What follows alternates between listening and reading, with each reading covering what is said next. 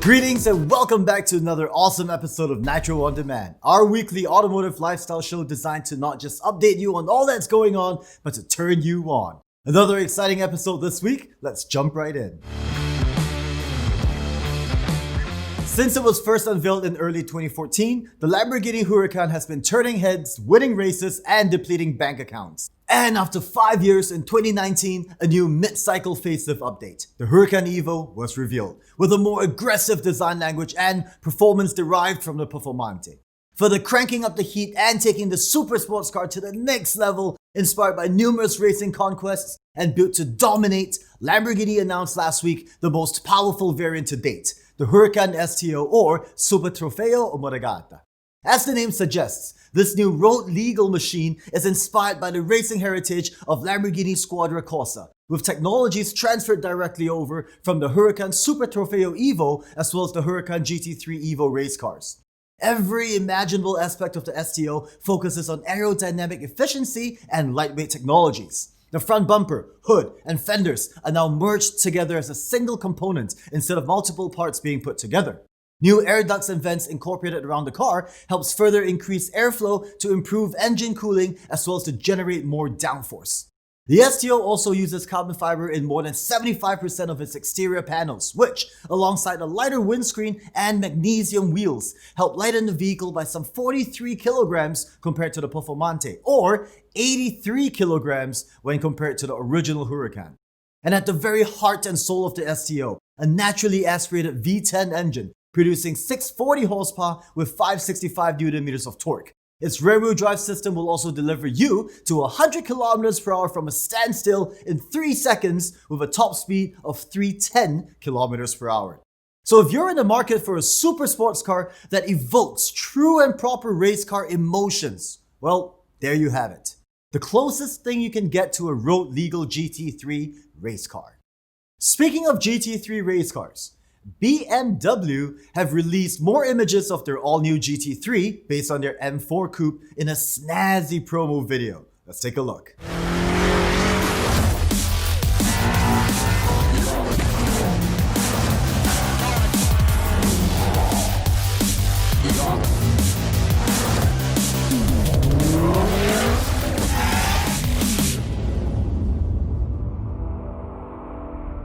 While the front bumper kidney grille has not been modified or improved, not having the need to place a rectangular license plate across it sorta helps make the car look a little less fugly.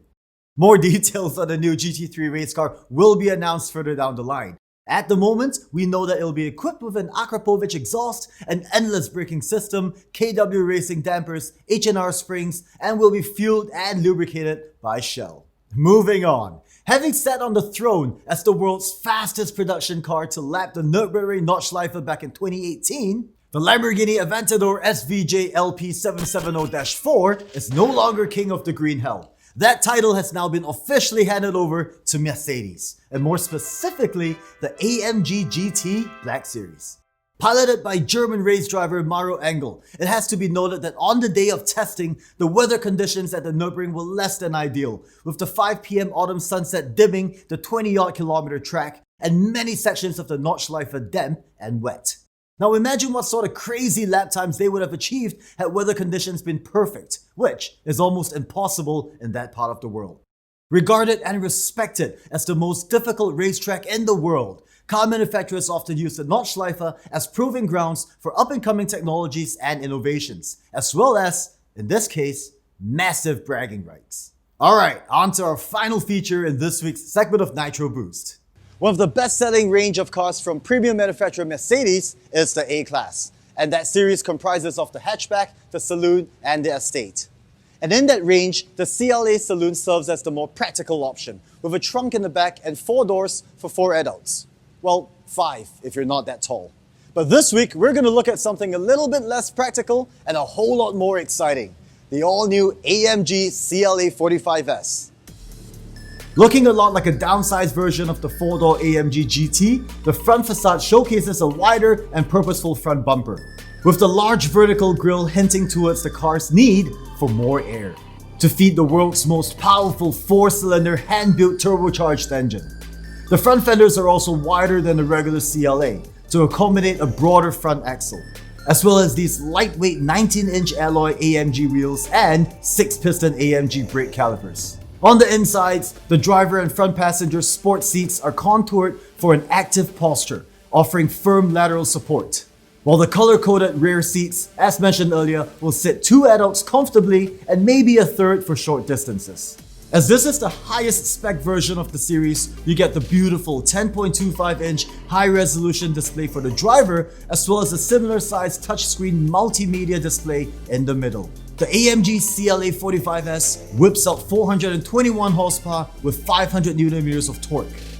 It's also made it to the new AMG Speed Shift 8-speed dual-clutch transmission, designed for you to fully maximize the 4MATIC all-wheel drive system and goes from 0 to 100 km/h in 4 seconds.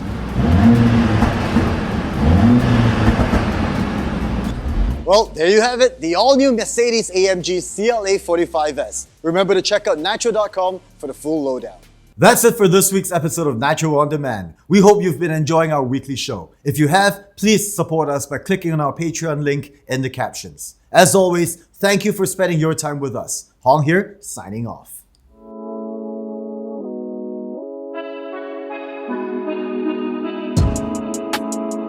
Hier haben wir das 𝗘𝗫𝗀𝘀liche HS Gewindefahrwerk, wie es auch in dem Audi A3 von der INA verbaut ist, auf der Vorderachse mit der Upside-Down-Technologie, wo man dann die Einstellmöglichkeiten der Zug- und Druckstufe zueinander parallel, individuell, schnell und effektiv dann abstimmen kann. Die Federn entsprechend progressiv gewickelt, sodass ich alltagstauglich als auch sportlich das Fahrzeug nutzen kann.